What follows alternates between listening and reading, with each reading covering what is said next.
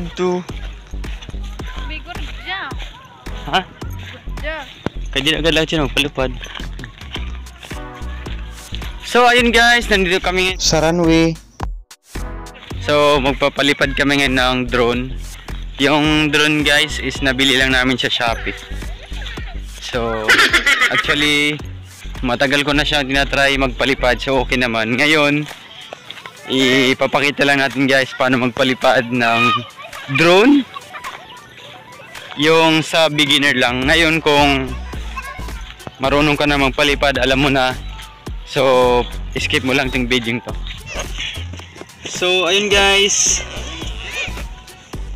Kunin natin yung mga gamit natin. Ayan. So, iangat muna natin yung kanyang mga kamay. Ayan. Tapos, palitan ko lang itong battery niya. So papalsa ko lang itong bago at saka fully charge. Full charge. Tapos i-on ko lang siya. Ayan. Ayan na. Ngayon kunin naman natin tong remote guys. Lalagyan natin ng 3 battery lang. Ayan. So AAA. Maliit lang. So 3 battery siya guys.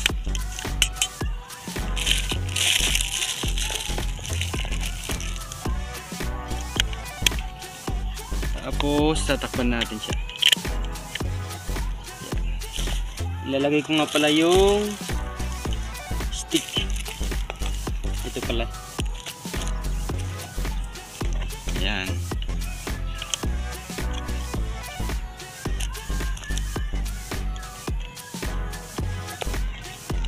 Tapos i-on ko siya. Ayun, may naka-on na. Tapos lalagyan nga pala natin ng training gear.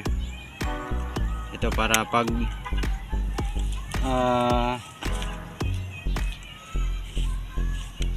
pag kunwari na ano siya guys, hindi makontrol at bigla siyang lumapag, at least may may training gear.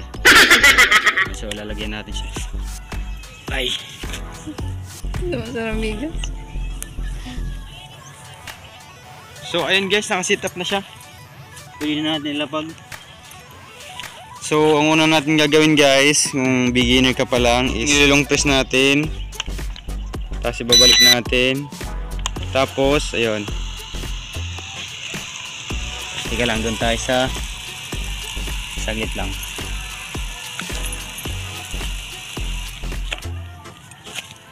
So doon tayo sa simento.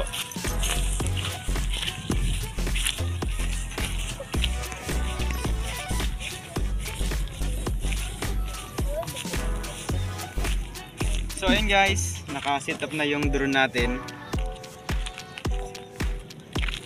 Ito ilulungtos lang natin. Ayun na siya. Tapos pag angat niya guys, pinitin natin to. Ayan. Tapos dito guys, ito naman yung control. Yan. So ito guys yung forward. Ito yung pabalik, backward. Tapos ito guys, paangat to, ito. Angat natin. Tapos ibaba natin. Pag i-adjust mo yan, guys, pag paikutin mo yan siya guys, ganito lang. Ayan, may ikot na siya. Tapos paikutin mo naman ulit. So ayun.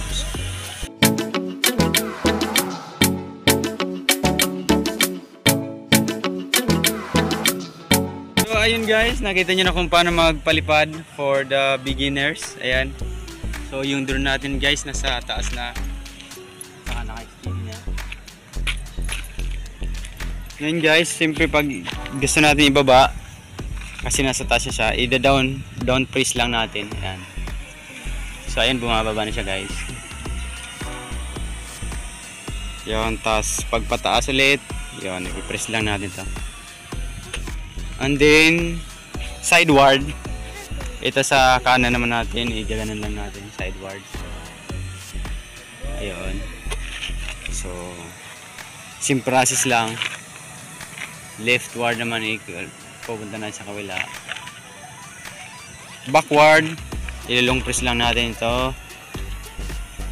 And then forward. Ito guys. Kalubat na. Okay, so pag ganitong sign guys, yung battery natin sa drone is mahina na. So kailangan na natin ibaba.